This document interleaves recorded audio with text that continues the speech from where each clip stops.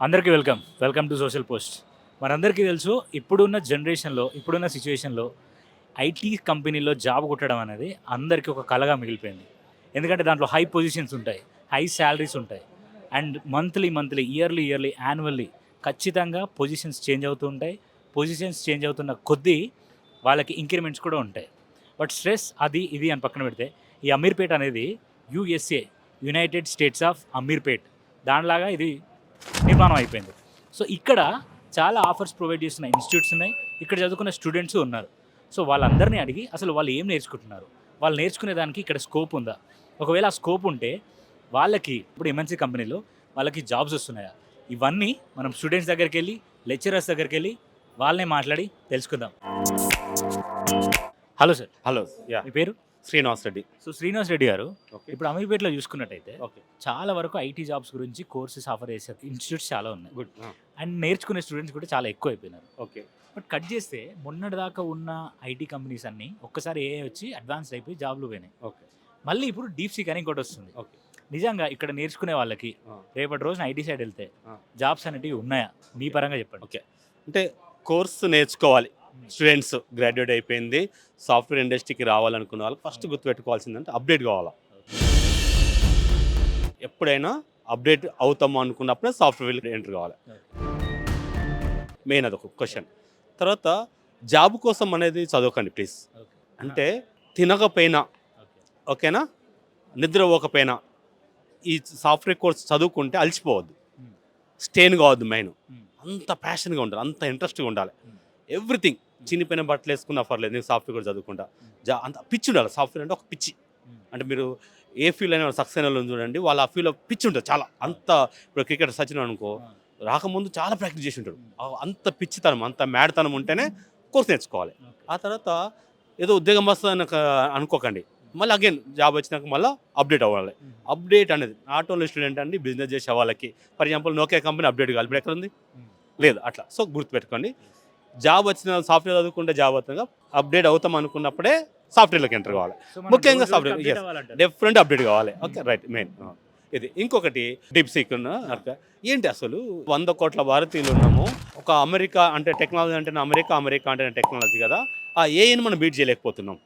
So ప్రపంచమంతా AI శాసిస్తున్నప్పుడు ఆ ఏఐకి మనం ఏం చేస్తున్నాం? మనం అంటే సింపుల్, వాడు అమెరికా వాడు కనుగొనడానికి మనం లేబర్ లాగా పనిచేస్తున్నాం, వాడు వెనక ఫాలో అవుతున్నాం. అట్లా కాదు. ఏంటి అసలు అందులో ఉన్న టెక్నాలజీ ఏంది, టర్మ్ అంటే ఫ్యూచర్ ఏంది? అరే 100 మంది చేసే పని ఒక సాఫ్ట్వేర్ చేస్తుందంట. స్టార్టింగ్లో కంప్యూటర్ వచ్చినప్పుడు కూడా చాలామంది కంప్యూటర్ రావడానికి ఒప్పుకునే వాళ్ళు కాదు, ఎందుకంటే జాబులు పోతాయి అనుకునేవాళ్ళు. ఏ వచ్చినాక కానీ కొత్త జాబులు క్రియేట్ అవుతాయి, భయపడద్దు. ఫ్యూచర్ ఎప్పుడు గుడ్డే ఉంటుంది, మనం భయపడినాం అంతే. ఫర్ ఎగ్జాంపుల్ కంప్యూటర్ వచ్చినాక జాబులు పోతాయి అనుకున్నప్పుడు అలా భయపడి ఉంటే ఒక 30 years బ్యాక్ మన పి నరసింహరావు కనుక ఇనిషియేట్ చేయకపోతే కంప్యూటర్ వచ్చేది కాదు, వెనకబడి ఉండేవాళ్ళం కదా. సో కాబట్టి ఏఐ అనేది ఫ్యూచర్, ఎవ్రీథింగ్ ఇది ఏఐ. మనిషి ఏం చేయాలన్నా ఏఐ అవుతుంది. దొంగలను పట్టుకోవాలంటే ఏఐతో ఈజీగా పట్టుకోగలుగుతారు పోలీసులు. నేను ఇప్పుడు ఇలా ఉన్నాను, 100 years తర్వాత నేను ఎలా ఉంటాను ఏఐ చెప్పగలుగుతుంది. So everything is AI. AI మీద ఇండియా గవర్నమెంట్ ఏం చేస్తుందంటే, ఇప్పుడు ఏఐ చాట్ జీపీటీ ఉంది కదా, అది కొన్ని $1 billion ఇన్వెస్ట్ చేసి మోనోపాలిగా వెళ్తుంది. బట్ డీప్ సీక్ వచ్చిన తర్వాత ఒక చైనా స్టార్టప్ కంపెనీ 2 monthsలో ఒక 200 ఎంప్లాయీస్తో ఒక 6 కోట్లతో they are leading the world.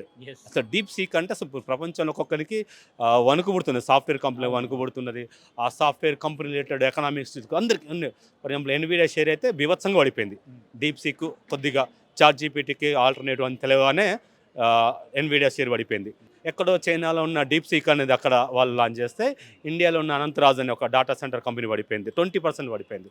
అంత రెవల్యూషన్ జరగబోతుంది. అంటే ఫ్యూచర్ అంతా టెక్నాలజీ. ఒకప్పుడు ఒక దేశాన్ని ఓడేయాలంటే యుద్ధాలు చేసేవాళ్ళు, అణుబాంబు వేసేవాళ్ళు. ఇప్పుడు అట్లా కాదు, టెక్నాలజీ, కొత్త టెక్నాలజీ కనుక్కోవాలా, పేటెంట్ రైట్ తీసుకోవాలా, టెక్నాలజీతో ప్రపంచాన్ని మొత్తాన్ని రూల్ చేయాలా, ఇలా ఉంటుంది మొత్తం టెక్నాలజీ అనేది. సో స్టూడెంట్స్ అనేది నేను ఏం చెప్తా అంటే, ఎప్పుడు మనం ఏం కనుగొందామా అని ఉండాలి అంతే. ఒక బానిస బతుకుతో ఉద్యోగం అనే మెంటాలిటీ మాత్రం రావద్దు. స్టూడెంట్స్ అంటేనే yes I will find new technology, నేను కొత్తది కనుగొంటా, నా పేరు చరిత్రలో నిలిపోవాలా, అలాంటి మైండ్ సెట్ ఉన్న వాళ్ళే సాఫ్ట్వేర్ కోసం నేర్చుకోవాలి. అలా ఇంకా ఇండియా గవర్నమెంట్ ఇప్పుడు ఏం చూస్తుంది, ఇన్ని స్టార్టప్ కంపెనీలు ఉన్నప్పుడు ఆ డీప్ సీక్ చైనా వాళ్ళకి అప్రిషియేట్ చేయొచ్చు. నాకు శత్రుదేశం చైనా అయినప్పటికి కూడా ఒక 6 కోట్లతో 200 మంది ఒక ఫ్రెష్ గ్రాడ్యుయేట్తో ఒక తలదండి, ఒక చాట్ జీపీటీ ఏఐ ఓపెన్ తలదంతున్నారు కాబట్టి, సో మనం అక్కడ నేర్చుకోవాల్సింది ఉంది. ఎస్ మనం ఇంకెక్కడ ఉన్నాము, మన గవర్నమెంట్ ఇంకేం చేస్తుంది, స్టార్టప్ కంపెనీ ఇండియాలో ఉన్నాయా, మనం ఎంత బడ్జెట్ నన్ను అడిగితే ఫ్యూచర్లో ఏఐ మీద ఒక ఒక మినిస్ట్రీ వస్తుంది. అంటే ఫర్ ఎగ్జాంపుల్ ఒక 30 years back 40 years back IT ministry, ఐటీకి ఒక మినిస్టర్ లేడు, ఇప్పుడు ఉన్నారు కదా. అట్లా ఫ్యూచర్లో కూడా ఏఐకి ఒక మినిస్ట్రీ వస్తాడు, ఒక మినిస్ట్రీ ఉంటుంది, ఒక ఎవ్రీథింగ్ అంత ప్రపంచం అంతా మనిషి గాలి తీసుకోవడం ఎంత సహజమో ఏఐ టెక్నాలజీ మన నిత్య అవసరాలు వాడుకోవడం అనేది అంత సహజంగా అయిపోతుంది. చాలా ఫ్యూచరిస్టిక్గా చెప్తున్నారు. Everything is AI. సో ఒక విషయం సార్, మీరు ఇంత క్లియర్గా చెప్పారు అంటే టెక్నాలజీ గురించి, ఏఐ గురించి, ఐటీ గురించి. నిజంగా ఇప్పుడు మన తెలంగాణ, ఆంధ్రప్రదేశ్లో గవర్నమెంట్ జాబ్ అనేది ఒక సెక్యూర్ థింగ్. ఓకే.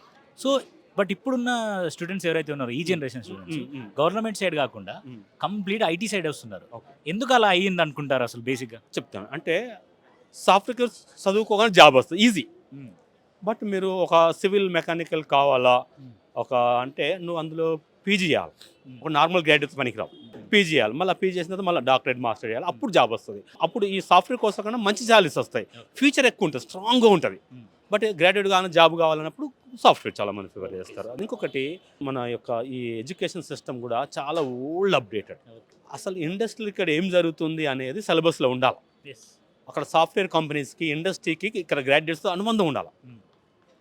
అరే ఎప్పుడు చదువుకున్న కోర్సులు ఇప్పుడు ఏం పనికి వస్తున్నాయి? సో సిలబస్ అప్డేట్ చేయాలా, ప్రభుత్వాలు బాగా కృషి చేయాలి. ఏంటి అసలు ఇంత నిరుద్యోగ సమస్య ఎందుకు వస్తుంది? అసలు నన్ను అడిగితే నమ్ముతారు నమ్మరు, బీటెక్ కాలేజీలో ఇవి కోడింగ్ నేర్పట్లేదంట. చాలా ఆశ్చర్యపోయిపోయినా. మళ్ళీ ఇక్కడికి వచ్చేసి ఇక్కడ కోడింగ్ నేర్చుకుంటున్నారు. అంటే నాకు తెలిసి కోడింగ్ అనేది 5th క్లాస్ 7th క్లాస్ నేర్చుకోవాల్సిన కోడింగ్ యాక్చువల్గా. అంటే మనము ఎల్కేజీ యూకేజీలో 1+1 2 అని రాసుకుంటాం కదా, అదే ఏజ్లో కోడింగ్ నేర్పాలి యాక్చువల్గా. Thank you sir, thank you so much.